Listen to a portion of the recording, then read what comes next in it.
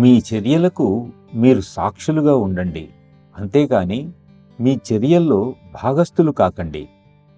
ఇది కనుక మీరు మరింత ఎక్కువగా క్రమబద్ధంగా ఆచరించినట్లయితే నిశ్చింతగా మీకు మీరే సాక్షులుగా మారుతారు.